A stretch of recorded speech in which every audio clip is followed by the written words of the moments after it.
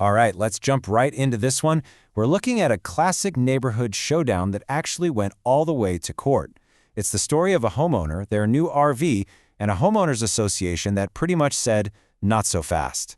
This case is a perfect explainer for how power dynamics really work inside an HOA. The whole thing was, well, a real roller coaster. And it all happened pretty fast. In October 2006, the homeowners filed a request. Just a month later, they get what looks like a permanent thumbs up. But then, only a few months after that, the approval gets yanked, leading to a formal hearing a year later. So what on earth happened? You know, everything started out just like it should. In October of 2006, the homeowners, Warren and Hazel Pennington, they did everything by the book. They submitted a formal request to their HOA's architectural committee. All they wanted was permission to park their new RV on their own property. Simple enough, right? And at first, it looked like they were golden. A month later, on November 29th, they get a signed approval form back from that very committee, and the form used two very important words: permanent approval. For the Penningtons, I'm sure this felt like the end of the story. This is the million-dollar question, isn't it? I mean, you have a signed piece of paper, it looks totally official, and it's from a committee inside your own HOA. How does that possibly blow up into a legal fight? Well, it turns out that not all approvals are created equal. So fast forward to February 8th, 2007. This is where the plot takes a major turn. The Penningtons get another letter, this one a non-compliance letter. But here's the kicker. It wasn't from the committee that approved their RV. No, this was from the main HOA board of directors, a much, much more powerful group. And just like that, you've got a direct conflict. On one side, you have the architectural committee, which gave them what it called permanent approval. But on the other side, you've got the board of directors, and they're saying that committee's decision is basically worthless. This set the stage for a classic power struggle. Now, to figure out who's actually in the right here, you have to go to the foundational document for any HOA, the CC&Rs. You can think of this as the constitution for the entire community. It's the ultimate rulebook that every single homeowner agrees to follow, and it's what gives the board of directors the final say on making and enforcing rules.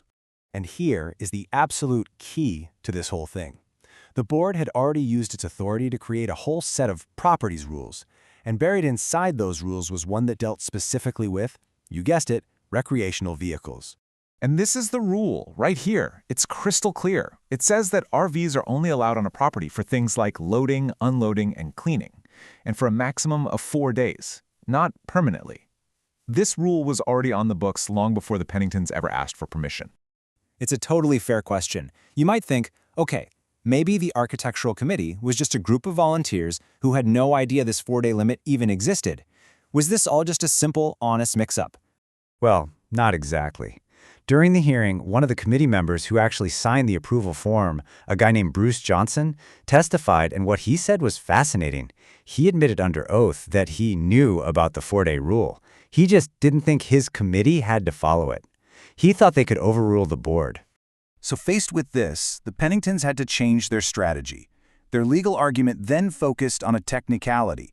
They claimed that the non-compliance letter they got was, legally speaking, an improper violation notice under a specific Arizona state law. Basically, they argued the HOA didn't follow the right procedure.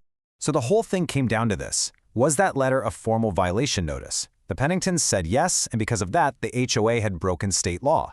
But the judge looked at it and came to a different conclusion. He found that the letter was just a letter. It was a notification, not a formal notice of violation. And because of that, the state law they were citing didn't even apply here. And that brings us to the moment of truth. You've got a committee that said yes, a board that said no, a clear rule that was broken, and a legal argument about paperwork. So how did the administrative law judge untangle this whole mess? The judge's decision was incredibly straightforward. They didn't get bogged down in all the drama. They boiled this entire complicated dispute down to two very clear, very simple findings that decided the whole case. First things first, the judge ruled that the architectural committee's approval was invalid from the moment they signed it. And why? Because it directly broke a rule that was already established by a higher authority, the board of directors. Simply put, the committee just didn't have the power to give that kind of permission. And then, second, about that whole legal argument the Penningtons made, the judge found that the HOA did not violate state law because the letter it sent wasn't the kind of formal notice of violation that the law was written about. So that argument didn't work either. With both of their main arguments shot down, the outcome was pretty much set in stone.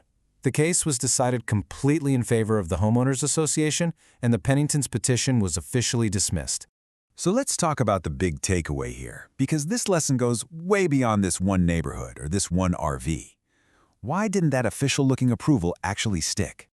This case perfectly illustrates the hierarchy of rules. At the top, you have the board, and they create the official rules.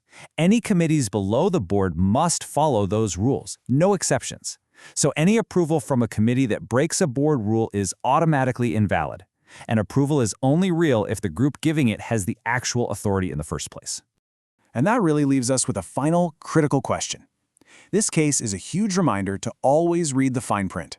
An approval from a subcommittee might feel like a done deal, but it's absolutely essential to know who really holds the power in your own community's rulebook.